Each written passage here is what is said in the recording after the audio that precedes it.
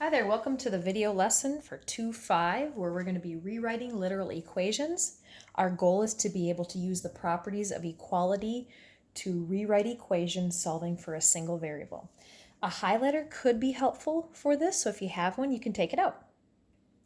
First of all, let's talk about what a literal equation is. I have a few examples just printed right out here. If you take a look at those examples, you might recognize some of those formulas or equations. Do you notice how they all have more than one variable in them? And that some of them have all variables. So a literal equation is just simply an equation with more than one variable. So why do we need to learn how to rewrite these literal equations? Well, if you think about in science and mathematics, there's a lot of equations and formulas that involve many different values. It's nice to be able to rewrite those formulas, change them around to highlight a particular variable that we're interested in. And so that's what we're going to see today. Here's our first example. You might think that this formula is familiar. Sometimes people call it the dirt formula. It's distance equals rate times time. So we're asked to solve the equation for t. We want to isolate t to get this equation to say t equals instead of d equals. Well, if you notice the answer choices here, they're all variables, right? We're going to use our algebra solving equations skills and strategies in order to do this. So let's take our highlighter if you have one, and we're just going to highlight the variable t. So we don't forget that that's what we're solving for.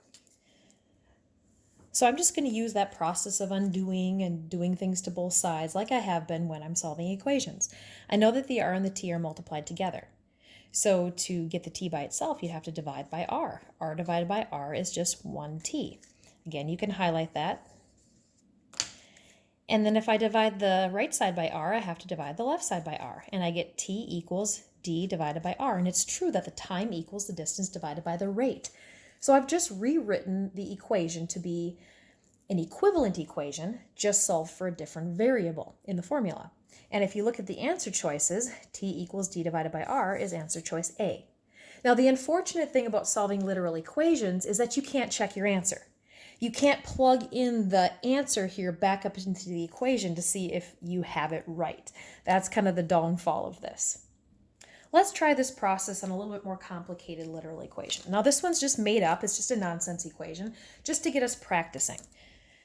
Now if you notice here, we're asked to solve for y. So I'm going to write the equation, and or you can write the equation and then just highlight that y. So we don't forget that that's what we're trying to isolate. All of our answer choices say y equals. Take a look at them. All right, so starting to solve just like we would if this were a regular equation involving all numbers and just the y. Sometimes a good strategy to do this is to change everything into numbers except for that y, and then ask yourself, what would I do? So I'm just going to totally make this up, but what if this equation said 3y plus 7 equals 10? And again, the y is in the same place and the y is highlighted here. So do you see what it is that you would do first if it were all numbers? Of course, take away the 7, right? So over here, I'm going to do the same thing. I'm going to take away the 7 to both sides. So I'm bringing down the xy, again, highlighting the y. And this side, n take away 7, just write it like that. Okay, so if I was doing this over here with the numbers, I would be dividing by 3, right? Same thing over here. X times y, I want to get the y by itself, I'd have to divide by x. And then I'd have to do the same thing to the other side, divide the other side by x. X divided by x would leave me y equals, and y equals n minus 7 divided by x. Again, I can't take that answer and plug it back up in here to check it. But with multiple choices here, I can take a look at them and see, oh, it does match up with answer B perfectly. And there we go. All right, on this next one, you probably recognize this formula. Perimeter. Perimeter equals 2 lengths plus 2 widths. So if I have a rectangle, length, width, and width, perimeter is equal to the 2 lengths plus the 2 widths. So that's where this formula comes from. But we are asked to solve it for L, for length. Okay, that's what we want to rewrite this so it says L equals. And if you look at the answer choices here, which one can we cross off right away? Yeah, definitely 3, because 3 doesn't say L equals. They haven't quite finished that yet. They need to divide by 2. Okay, so we want to solve for L. Now, if you're not using a highlighter, you don't have to. I'm just going to put a box around the L to remind myself that that's the variable that I'm solving for. That's the one I want to isolate. You notice that I do that a lot when I'm solving equations. I put a little box around the variable that I'm solving for. Okay, line down the middle here. Now this one sometimes tricks students up a little bit because of all the variables. Again, a good strategy is change the equation so that the only letter in the entire equation is the L in the same place. So if I just rewrite it over here and make the P like 100 equals 2L with the box around it, plus, let's just make this 2W into like the number, I don't know, 25, okay? So it looks like the exact same equation. What would you do first here? Well, of course, you'd take away the 25 to both sides. So that's the same thing we're going to do here. We're going to undo the plus 2W. We're going to subtract or take away 2W, leaving us with 2L equals, and over here on this side, I have to take away 2W. Okay, box around the L, you guys. P perimeter minus 2W. So I'm going to write P minus 2W. Now, if I look back over here, this is multiplication, and to undo that 2, I would just divide by 2 to get L equals. And then over here, I'd have to divide all of this side by 2. So I end up with length equals perimeter minus 2 widths divided by 2. I've isolated the L. I took the equation here for perimeter, and I've rewrote it into an equivalent equation where I could solve for length here. If I look at the answer choices, looks like it matches up with answer 1 very nicely. All right, example 4. 4n equals 2 times the quantity t minus 3. Literal equation, we've got 2 variables and we're asked to isolate for the t. We want to get t equals. So if we look at our answer choices down here, do you see how they all say t equals? Now notice all of the answer choices here, there's no parentheses in there, right? So we're going to end up having to get rid of those. We will. All right, so let's put a box around the t to remind ourselves that that is the variable we want to isolate, and this is the one we're solving for, and put a line down the middle here. There's actually 2 ways to solve this. I just wrote the equation again because I want to show you both ways.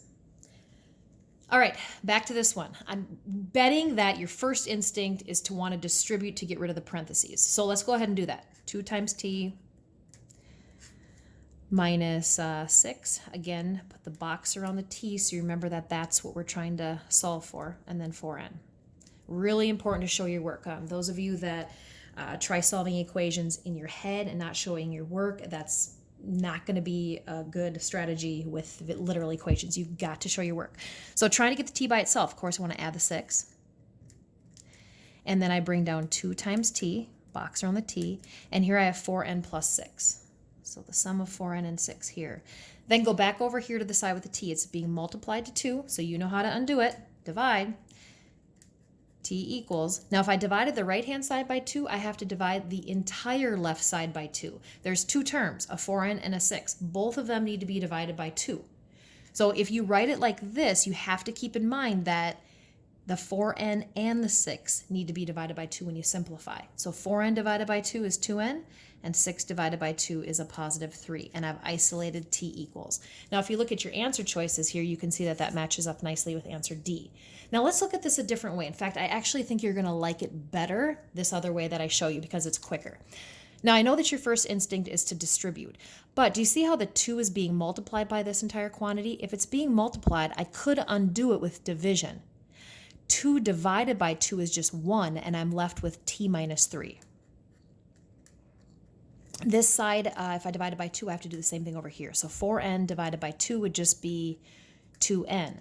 Now to get the t by itself, I would add the 3, and then add the 3 over here, and I'd have t equals 2n plus 3, which is the exact same answer. It's just a little less steps, okay? So I know that's probably not the first instinct to do, is to divide it by 2, but it definitely is a legal move. So a couple different ways to look at this one. All right, here's our number 5. We want to solve this equation for w. So take a look at it. See, we have a fraction in there. Here's our answer choices. They all say W equals. So we want to isolate the W. We're going to rewrite this equation to make it equivalent, only it's solved for W or written in terms of W. Okay, so getting ready, putting the line down the middle here. I'm going to put a box around W because that's what I'm trying to isolate. I know that everything is being multiplied over here. Now I want you to think back to earlier in this unit when we had fractions in our equations. And we talked about how we could divide by 1/2, but it's much quicker and easier to multiply by the reciprocal. So we're going to be doing that in here, and I told you that that would be a really important step once we get to literal equations. One thing to keep in mind when you see a fraction in a literal equation, it's really important to undo the fraction first. So I'm going to make a note of that in my notes right here. Undo that fraction first. Before I start undoing the v or any other thing in the equation, I want to get rid of that fraction first. So let's multiply by the reciprocal. If I multiply reciprocal, here is 2 over 1. I do the same thing over here, multiply by 2 or 2 over 1. You see how the 2 will cancel, 1 cancels, fraction's gone.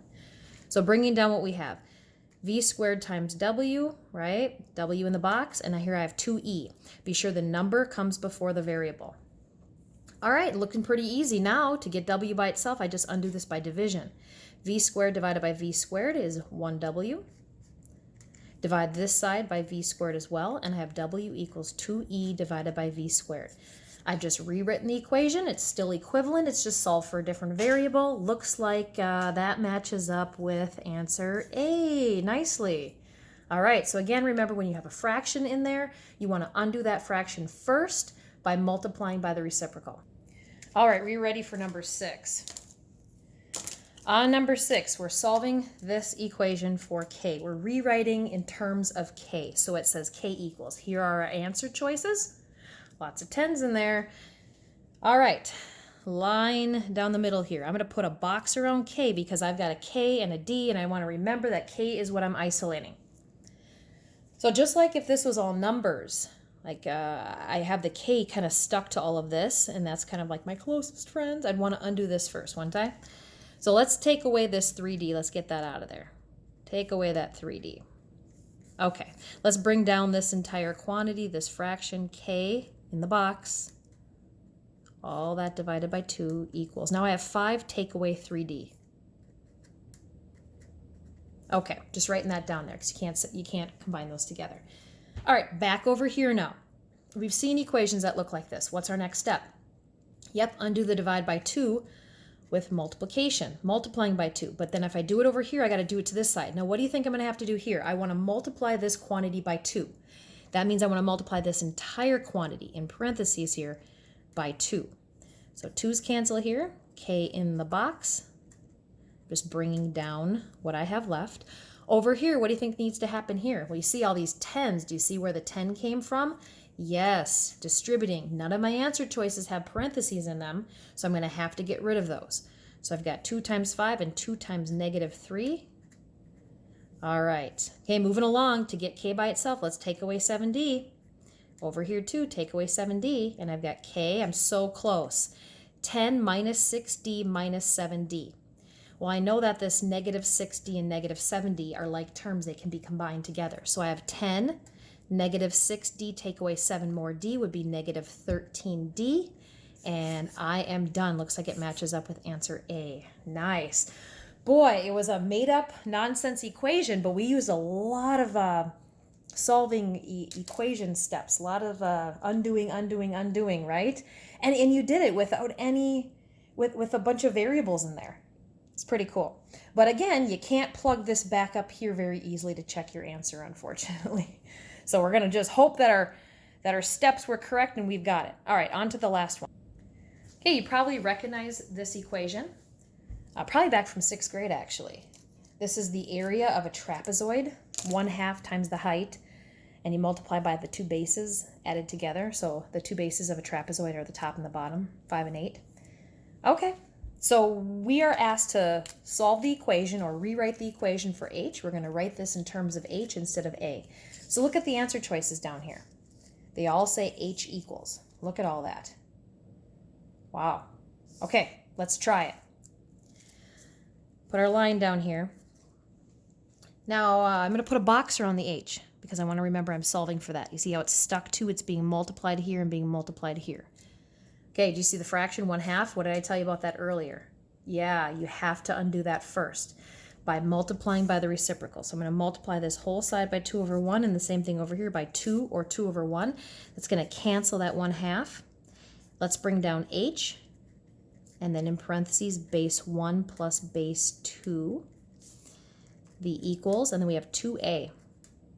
Okay, we're getting closer, we're getting closer. Okay, so I want h by itself. Do you see how h is being multiplied by this quantity? So what would undo multiplication here? Yes, division. We're going to divide it by this entire quantity b1 plus b2. So whatever this is, let's say that this, if we look at it, b1 plus b2, that's 5 plus 8. It's really the number 13. So if we divide it by that same 13, it's going to cancel, make 1h.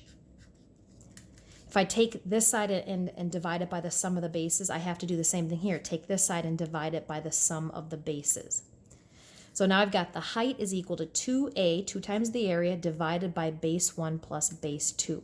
And if you look at the answer choices here, you can see that that matches nicely with answer C. Okay, now we're going to take one more step, and we're going to figure out if the area is 26 inches squared of this trapezoid. Let's use the equation that we just rewrote to find the height. Okay. Now, because I want the height of the trapezoid, it wouldn't make sense to use this formula up here if I want height. So if I want height, I can rewrite it so it says height equals, and now I can find the height much more easily. So I've got height equals, and it says 2 times the area divided by base 1 plus base 2. Let's find that height. So height equals 2 times the area. It says the area is 26. And we want to divide that by base 1 plus base 2. Base 1, base 2, 5 plus 8. 5 plus 8 is 13. So I'm just simply simplifying here. I know that 26 times 2 is 52, and if I divide that by 13, I get a height of 4. And I just noticed right now that these say meters and this says inches. We're going to go with inches. We'll go with inches. Height is 4 inches. So change that to inches, inches, and the height here would be 4. There we go.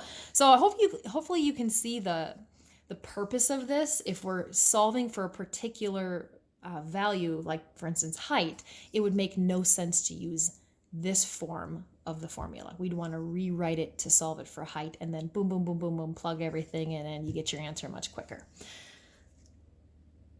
All right, thank you for joining me for lesson 2.5. Hopefully you feel like you can use the properties of equality to rewrite equations that involve lots of variables, solve for a single variable. Awesome. All right, thank you so much. Have a good day.